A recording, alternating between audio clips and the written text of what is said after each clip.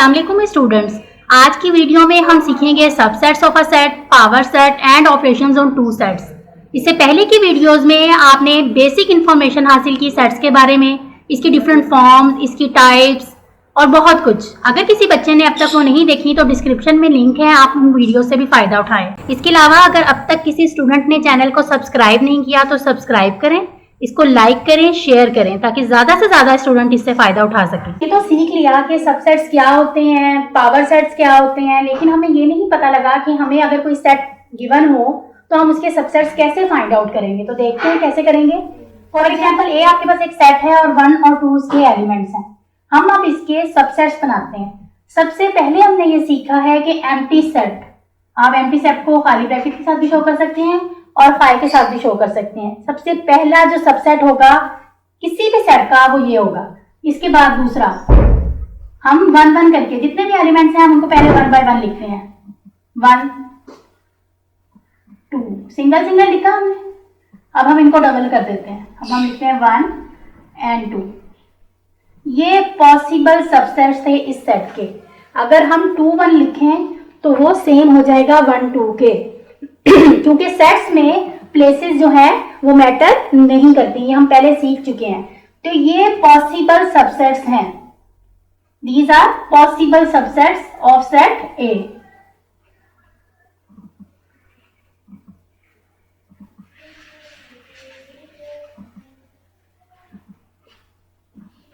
ये सेट ए के possible subsets हैं।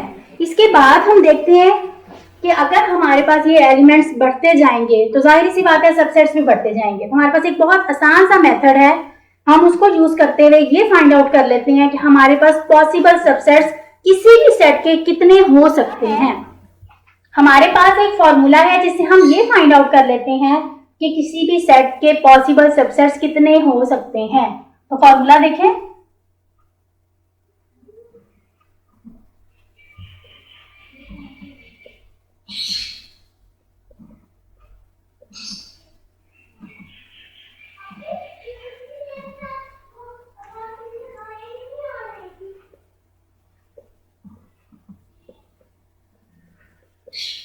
ठीक है, फॉर्मूला ये है 2 रेज़ टू पावर n।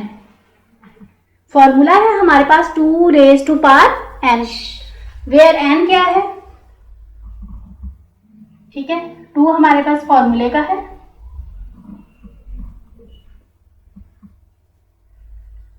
और n क्या है, n है number of elements in set. आपके सेट में जितने भी नंबर ऑफ एलिमेंट्स हैं n जो है वो उनको शो करता है। फॉर एग्जाम्पल अगर आपके पास इसमें 2 एलिमेंट्स थे तो आप क्या लिखेंगी, 2 रेज़ टू पावर n। ठीक है, और फॉर सेट ए के लिए आप क्या लिखेंगे, 2 raise to power 2। 2 raise to power 2 का मतलब ये होता है कि 2 2 टाइम मल्टीप्लाई हो रहा है। 1 एंड 1 2 2 2 जा 4। तो पॉसिबल सबसेट्स कितने आ गए आपके पास,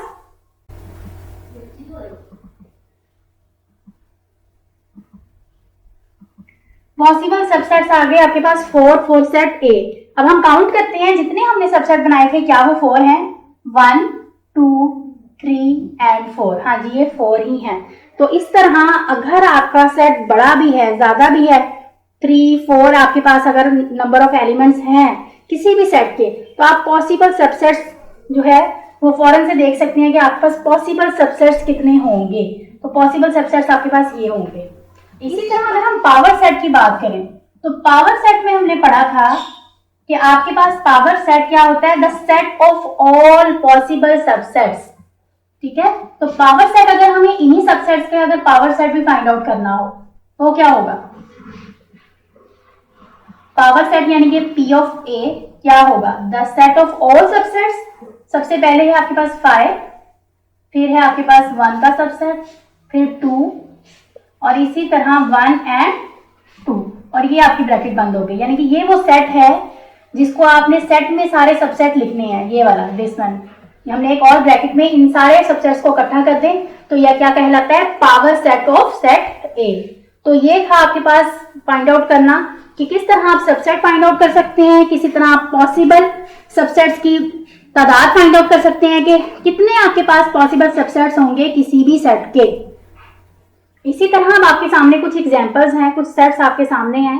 इनको दिखाने का मकसद ये था कि हमारे पास नंबर्स में, इंग्लिश अल्फाबेट्स में और कुछ भी अगर आपकी ब्रैकेट्स के अंदर होता है तो वो सेट होगा और उसके अंदर जो एलिमेंट्स हैं वो सेट के एलिमेंट्स कहलाएंगे।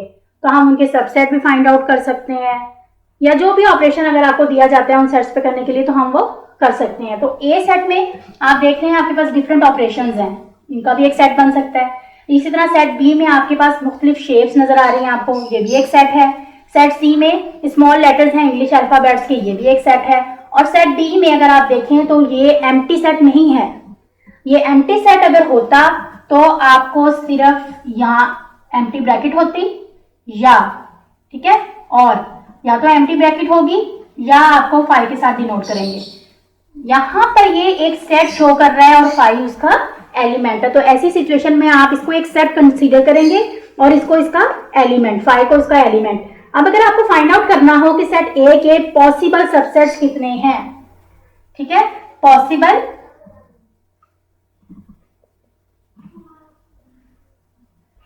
सबसेट्स ऑफ सेट ए, तो आप क्या करेंगे, आप करेंगे 2 रेज़ टू पावर n का फॉर्मूला यूज करेंगे।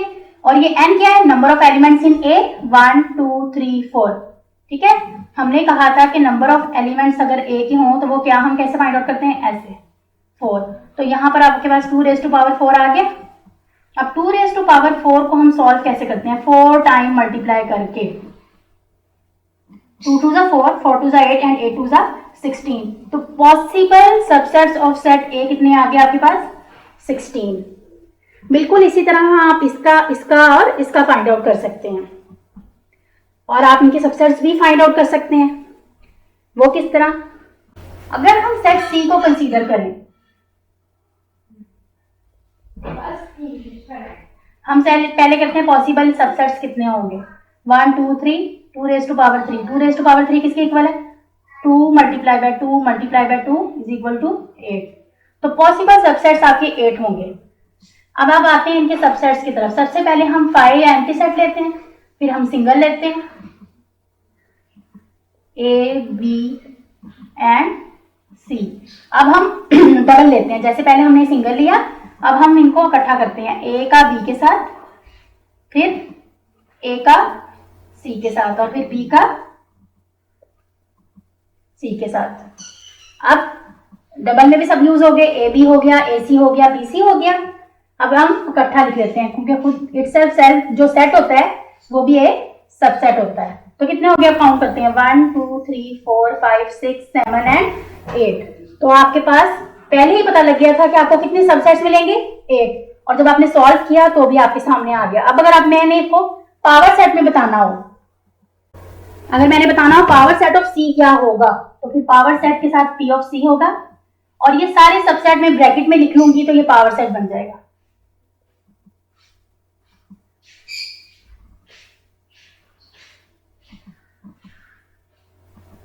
यही सारे सेट जो आपने सारे सबसेट्स बनाए हैं, ये अगर आप ब्रैकेट में लिख लेते हैं तो ये आपका पावर सेट कंसीडर होगा।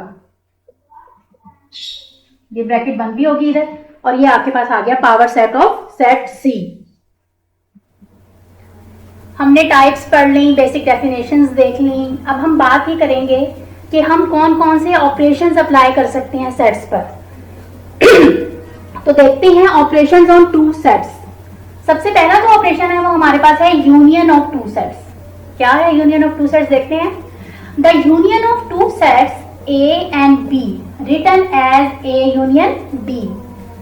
यूनियन को हम इस तरह लिखते हैं, and read as A union B, और पढ़ते हैं इसको यूनियन, लिखते इस तरह है, यू की तरह, यू फॉर यूनियन आप याद रख सकते हैं, और पढ़ते हैं A union B is the set. कैसा सेट होता है ये, consisting of all the elements which are either in A और इन बी और इन बोथ। ये वो सेट होता है जिसमें ए के भी सारे एलिमेंट्स होते हैं और बी के भी सारे एलिमेंट्स होते हैं। यानी आप इसको इस तरह ध्यान में रख सकते हैं कि यूनियन होता है दोनों सेट्स का। जितने एलिमेंट्स ए के होंगे वो सारे के सारे इसमें मौजूद होंगे, जितने एलिमेंट्स बी के होंगे वो भी इसमें मौजूद होंगे। लेकिन अगर ए और बी में कुछ एलिमेंट्स ऐसे हों, एक या दो या इससे ज्यादा, जो कि रिपीट हो रहे हो, सेम हो, ए में भी हो और बी में भी हो, तो हम उनको रिपीट नहीं करेंगे, ओनली सिंगल टाइम राइट करेंगे। सिर्फ एक दफा ही वो यूनियन के सेट में लिखे जाएंगे। होगा तो दोनों का यूनियन, लेकिन रिपीट वाले जो आपके पास एलिमेंट्स हैं वो रिपीट नहीं करेंगे, उनको हम एक दफा ही लिखेंगे। एग्जाम्पल है इसकी, सेट ए है आपके पास 1 2 3 4, सेट बी है आपके पास 4 5 6 7। आप इसका यूनियन फाइंड आउट करना चाहते हैं तो आप ये लिखेंगे 1 2 3 4, सेट ए आ गया पूरे का पूरा। अब आपके पास चाहिए 4 5 6 7, 4 ऑलरेडी है, आप नहीं लिखेंगे, आप लिखेंगे 5 6 7। अब आप इस यूनियन सेट को देखें तो इसमें सारे ए के एलिमेंट्स हैं और सारे बी के भी एलिमेंट्स हैं, तो इसको कहते हैं यूनियन ऑफ टू सेट्स। इसी तरह आप 3 सेट्स का भी फाइंड आउट कर सकते हैं, उसमें तीनों सेट्स के एलिमेंट्स मौजूद होंगे, लेकिन अगर कोई एलिमेंट रिपीट हो रहा है तो आप उसको सिर्फ सिंगल टाइम ही लिखेंगे। यूनियन ऑफ टू सेट्स के बाद बात आती है इंटरसेक्शन ऑफ टू सेट्स। क्या है इंटरसेक्शन, देख लेते हैं। The intersection of two sets A and B written as A intersection B, हम इसको इस तरह लिखते हैं, and read as A intersection B. The set consisting of all the elements of A and B, ये the set consisting of all the common elements of A and B, ये एक ऐसा सेट होता है जिसमें ए और बी, इनके अंदर जो कॉमन एलिमेंट्स होते हैं, जो सेम होते हैं, सिर्फ वही एलिमेंट्स हम लिख सकते हैं। अगर आपके पास कोई से ऐसे 2 या 3 सेट हैं और आप उनका इंटरसेक्शन फाइंड आउट कर रहे हैं जिनमें कोई भी एलिमेंट कॉमन नहीं है, तो उसका जो इंटरसेक्शन होता है वो हमेशा एम्प्टी सेट होगा। यहाँ जो आपके पास एग्जांपल है, सेट ए में एलिमेंट्स हैं ए बी सी डी और सेट बी के एलिमेंट्स हैं C D E and F. इनमें कॉमन क्या है, सी और डी, तो हमारे इंटरसेक्शन सेट में सी और डी आ जाएगा, क्योंकि इंटरसेक्शन का मतलब है जिन सेट्स का इंटरसेक्शन फाइंड आउट कर रहे हैं उन सेट्स के जो कॉमन एलिमेंट हैं, सेम एलिमेंट्स हैं, वो इनके इंटरसेक्शन सेट में लिखे जाएंगे। तो ये है यूनियन एंड इंटरसेक्शन। इसके बाद है difference of two sets. Difference of two sets में क्या होता है, the difference of two sets A and B denoted by A minus B is the set containing those elements that are in A but not in B. Difference of two sets में ये होता है कि अगर आप कह रहे हैं ए माइनस बी, ठीक है, तो ए में से वो सारे एलिमेंट्स माइनस हो जाएंगे जो कि बी में भी मौजूद हों। सेट ए में है 1 2 3 4 5, बी सेट है 2 4 6 8। अगर आपको ए डिफरेंस बी फाइंड आउट करना है तो ए के वो सारे एलिमेंट्स लिखेंगे जो बी में मौजूद नहीं है।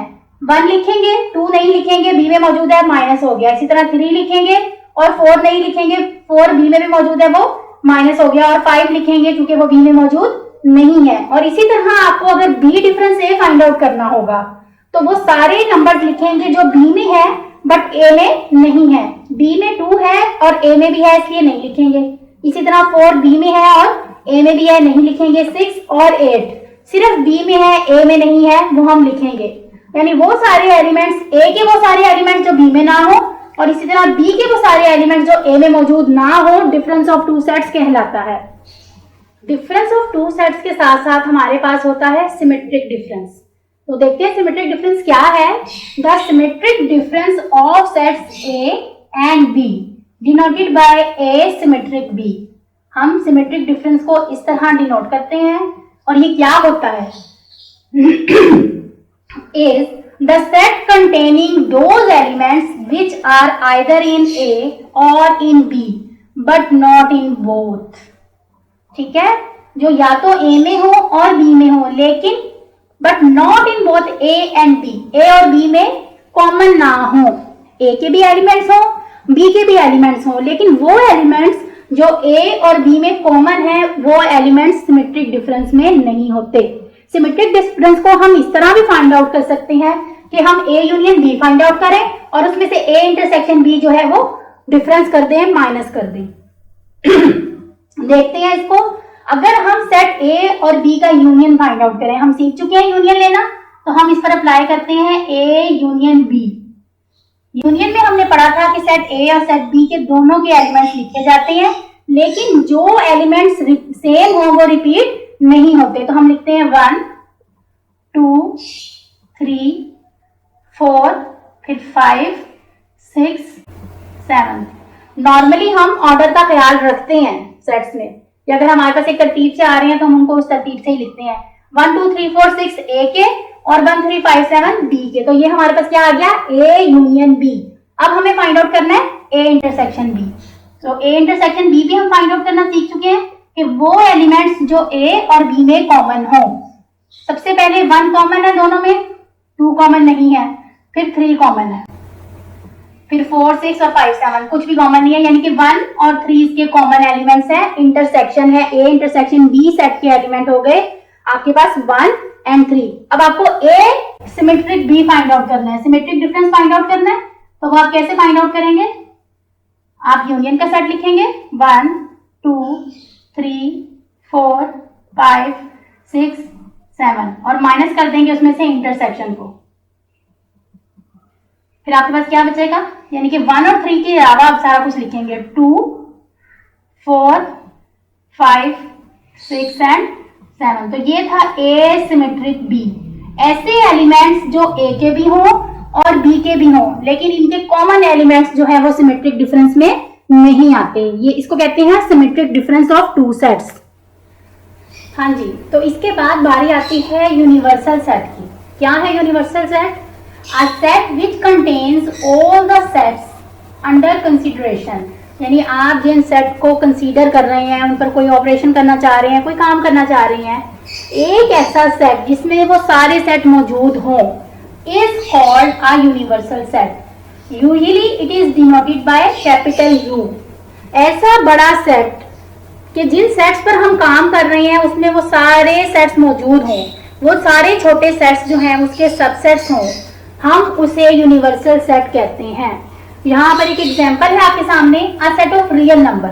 हम रियल नंबर के सेट को यूनिवर्सल सेट कह सकते हैं। उसकी वजह यह है कि उसमें कौन कौन से सेट्स मौजूद होते हैं। जितने भी हमने नंबर्स और उनके सेट्स डिस्कस किए थे स्टार्ट में, वो सब रियल नंबर में मौजूद होते हैं। Rational, irrational, natural, whole number, prime number, integers, odd, even, ठीक है, और भी बहुत सारे सेट्स, वो सारे रियल नंबर के सेट में मौजूद होते हैं। तो रियल नंबर का सेट कह सकते हैं कि वो यूनिवर्सल सेट है इन सारे सेट्स का। इसके अलावा आप स्कूल की एग्जांपल ले सकते हैं। The set of all students in a school एक यूनिवर्सल सेट बना लें और फिर आप इसको फर्दर सबसेट्स में चेंज करते जाएं कि set of student of class 6, class 9, class 8, class 5। तो ये सारे उसके सबसेट्स होंगे, प्रॉपर सबसेट्स होंगे, और जो set of student all student of A school है वो उनका यूनिवर्सल सेट होगा। तो ये है यूनिवर्सल सेट जिसको हम नॉर्मली यू से डिनोट करते हैं। अब इसके बाद आती है बात कॉम्प्लीमेंट ऑफ अ सेट की। कॉम्प्लीमेंट ऑफ अ सेट क्या है? If you be a universal set, universal set हम देख चुके हैं क्या है, एक बड़ा सेट है, और हम लेट कर लेते हैं कोई सेट ए है जो कि इसका प्रॉपर सबसेट है। प्रॉपर सबसेट तब होता है जब जिसका प्रॉपर सबसेट आप जिसको कह रहे हैं कि A is the proper subset of U, तो यू को सेट ए से बड़ा होना चाहिए, ठीक है। तो हम कहते हैं A is the proper subset of U, यानी कि यूनिवर्सल सेट एक बड़ा सेट है। The complement of set A, अगर आपको ए का कॉम्प्लीमेंट फाइंड आउट करना है, then it is denoted by a small C, जो है हम उस जो भी हमारे सेट जिसका हम फाइंड आउट करना चाहते हैं कॉम्प्लीमेंट, उस पर राइट कर देते हैं ए सी, या इसको एक छोटे से स्लैश से भी शो करते हैं। इज द सेट, ये कौन सा सेट होता है? कॉम्प्लीमेंट ऑफ अ सेट अगर हम फाइंड आउट करते हैं तो हमें क्या मिलता है? Is the set containing those elements of U. ये यूनिवर्सल सेट के वो सारे एलिमेंट्स होते हैं जो कि which are not in A, set A में मौजूद ना हो। फॉर एग्जाम्पल, आपने यूनिवर्सल सेट एक लेट किया 1 2 3 to 10, नेचुरल नंबर का सेट, ठीक है, 1 से लेकर 10 तक, और सेट ए आपने एक लेट कर लिया और नंबर का सेट 1 3 5 7 एंड 9। तो अगर आपको कहा जाए कि ए का कॉम्प्लीमेंट फाइंड आउट करें, तो ए का कॉम्प्लीमेंट होता है u माइनस ए। यूनिवर्सल सेट में से सेट ए को माइनस कर देना। तो जब हम यूनिवर्सल सेट में से ए को सेट को माइनस करेंगे तो 1 भी नहीं आएगा, 3 भी नहीं आएगा, इसी तरह 5, 7 और 9 नहीं आएगा और सारे इवन नंबर्स आ जाएंगे 2, 4, 6, 8, 10। ठीक है, इसके साथ हमारे पास एक और रिजल्ट भी है। अगर आप कॉम्प्लीमेंट सेट का अगेन कॉम्प्लीमेंट ले लें, इस सेट का अगेन कॉम्प्लीमेंट ले लें, तो क्या होगा? अब आपको यू में से ये सारे माइनस करने होंगे। 2 माइनस हो गया, 4 माइनस हो गया, 6, 8, 10। तो आपके पास क्या बचा? 1, 3, 5, 7 एंड 9। इसका मतलब है कि अगर आप किसी कॉम्प्लीमेंट सेट का अगेन ले लें तो वो आपके पास सेट इटसेल्फ आ जाता है। रिजल्ट आया कि अगर हम 2 टाइम कॉम्प्लीमेंट लेते हैं किसी भी सेट का तो हमें अगेन वो सेट वापस मिल जाता है। स्टूडेंट्स, ये तो थे ऑपरेशंस ऑन 2 सेट्स। अब नेक्स्ट वीडियो में हम fundamental properties of sets discuss करेंगे। स्टूडेंट्स, ये आज की वीडियो थी। अगर आपको कुछ समझ में ना आए हो तो आप कमेंट्स में पूछ सकते हैं, आपको उसका आंसर मिल जाएगा। चैनल को सब्सक्राइब करें, लाइक करें, शेयर करें ताकि ज़्यादा से ज़्यादा स्टूडेंट इससे फ़ायदा उठा सकें।